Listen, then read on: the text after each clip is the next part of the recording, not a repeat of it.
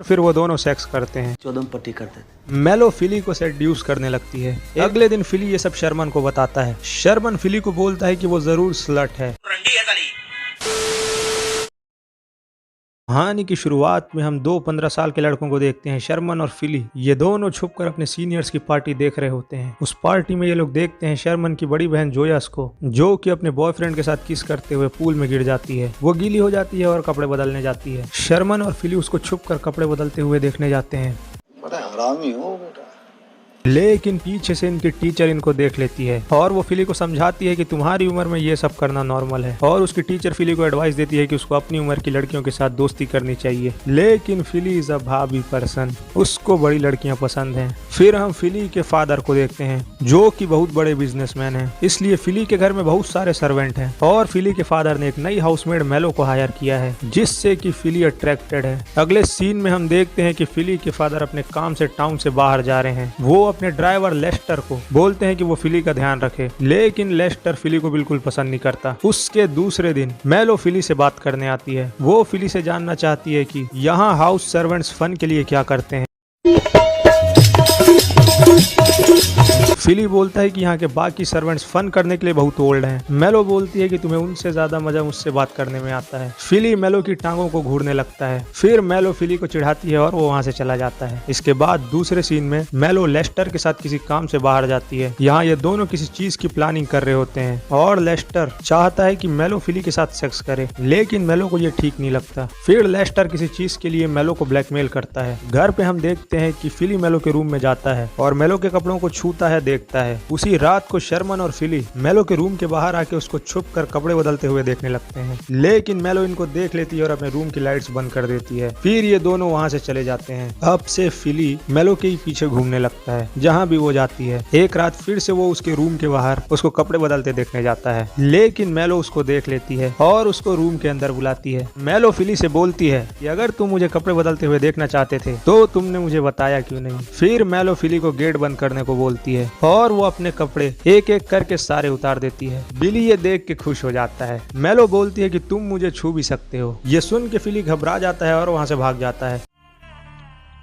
अगले दिन मेलो फिली से मिलती है और फिली को रात को मिलने के लिए बुलाती है। फिली मान जाता है। फिली ये सब कुछ अपने दोस्त शर्मन को बताता है और फिर वो दोनों टेनिस प्रैक्टिस करने लगते हैं। फिर उसी रात फिली मेलो से मिलने जाता है। वो देखता है कि मेलो बाथ टब में नहा रही है। मेलो फिली को भी बुलाती है, लेकिन फिली शर्माने लगता है। फिर आखिरकार फिली मान जाता है और जाता है। मेलो फिली को सेड्यूस करने लगती है। एक बार फिर फिली घबरा के वहाँ से जाने लगता है, लेकिन मेलो उसको रोकती है और किस करती है और उसको बोलती है कि आज रात वो उसके साथ सो सकता है। अगले दिन फिली ये सब शर्मन को बताता है। शर्मन फिली को बोलता है कि वो जरूर स्लट है, इसीलिए वो तुम्हारे साथ इतनी जल्दी सेक्स करना चाहती है। लेकिन फिली को शर्मन की ये बात पसंद नहीं आती, because now he loves her. वो शाम को मेलो के साथ मूवी डेट पर जाता है। वहाँ भी मेलो उसको सेड्यूस करती है। वो दोनों वापस आते हुए कार में किस करते हुए आते हैं और लेस्टर ये सब देखता है। घर आने के बाद वो दोनों सेक्स करने ही वाले होते हैं कि फिली मेलो को बोलता है कि वो उससे प्यार करता है और शादी भी करना चाहता है। मेलो बोलती है कि वो दोनों एज डिफरेंस की वजह से कभी शादी नहीं कर सकते। फिली का ये सुन के दिल टूट जाता है। वो सोचता है कि मेलो उससे प्यार नहीं करती और वो गुस्से में वहाँ से चला जाता है। अगले दिन वो शर्मन को ये सब बताता है। शर्मन फिली से बोलता है,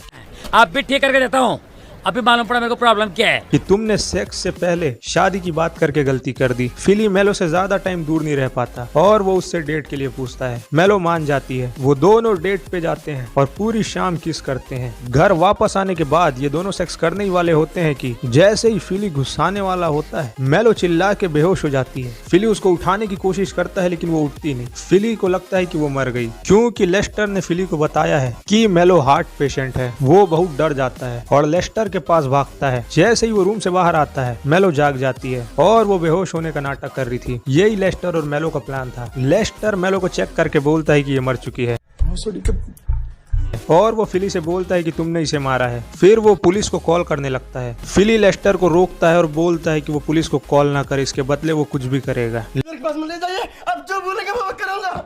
लेस्टर फिली से बोलता है कि सबसे पहले उन्हें मेलो की बॉडी ठिकाने लगानी होगी। वो दोनों मेलो की बॉडी को एक बैग में भर के फ्रीजर में डाल देते हैं ताकि उसकी बॉडी सड़े ना, और वो दोनों बाहर जाकर एक गड्ढा खोदने लगते हैं। फिर वो दोनों फ्रीजर से बैग निकाल के लाते हैं और अब बैग बहुत भारी हो चुका है क्योंकि मेलो उसमें है ही नहीं। मेलो बैग से तभी तभी निकल गई थी जब ये दोनों गड्ढा खोद रहे थे। फिर ये दोनों बैग को गड्ढे में दफना देते हैं। अगले दिन फिली देखता है कि उस गड्ढे को किसी ने खोद के उसमें से बैग निकाल लिया है। ये देख के वो टेंशन में लेस्टर के पास भागता है। लेस्टर बोलता है कि वो इस बारे में कुछ नहीं जानता। तभी उनके पास एक लेटर आता है जिसमें लिखा होता है कि मेलो की बॉडी के बदले फिली को $10,000 देने होंगे, वरना वो बॉडी पुलिस को मिल जाएगी। लेस्टर फिली से बोलता है कि हो सकता है उन्हें बॉडी दफनाते हुए रात को किसी ने देख लिया हो, इसलिए उन्हें ब्लैकमेलर को पैसे दे देने चाहिए। फिली अपने डैड के लॉकर से $10,000 निकालता है और ब्लैकमेलर की बताई जगह पे रख देता है। लेस्टर उन पैसों को लेके अपने घर चला जाता है। उसके घर पे मेलो भी होती है। मेलो का असली नाम निकोल है और वो दूसरी कंट्री की इमिग्रेंट है जो कि यहाँ इलीगली रह रही है, इसीलिए लेस्टर उसको ब्लैकमेल करता है। मेलो लेस्टर से बोलती है कि उनको फिली के साथ ऐसा नहीं करना चाहिए, लेकिन लेस्टर मेलो को ब्लैकमेल करता है और उसको बोलता है कि अब उसने एक क्राइम भी किया है, 15 साल के लड़के के साथ चौदम पट्टी कर इलीगल है। फिर लेस्टर मेलो को छुपने के लिए एक होटल में भेज देता है, लेकिन अब मेलो फिली से प्यार करती है तो वो सीधे फिली के पास जाती है। फिली पहले तो मेलो को देख के डर जाता है, लेकिन फिर वो उससे बात करता है। मेलो फिली को सब कुछ सच सच बताती है, लेकिन अब वो फिली की साइड है। फिली मेलो की सारी बातें सुनता है और उसको बोलता है कि उन्हें सबसे पहले लेस्टर से सारे पैसे लेने होंगे, लेकिन मेलो नहीं जानती कि लेस्टर ने पैसे कहाँ रखे हैं। तो वो दोनों एक प्लान बनाते हैं। मेलो फिली के टेनिस कोच से मिलने जाती है और उसको बोलती है कि वो एक पुलिस होने का नाटक करे और लेस्टर के घर जाए। टेनिस कोच मान जाता है और वो पुलिस ऑफिसर बन के लेस्टर के घर जाता है। वहाँ वो लेस्टर से पूछते हैं कि मेलो अचानक कहाँ गई।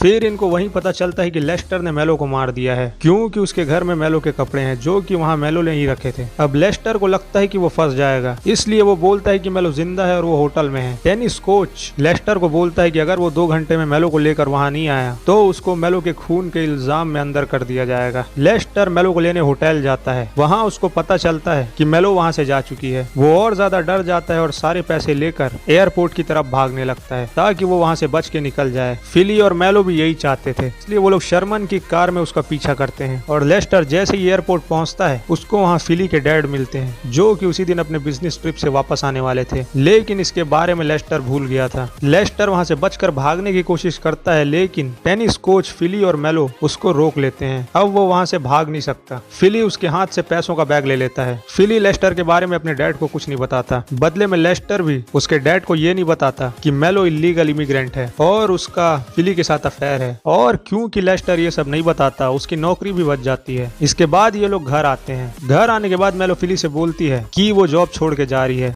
मैं जा रहा हूँ साहब, मैं जा रहा हूँ।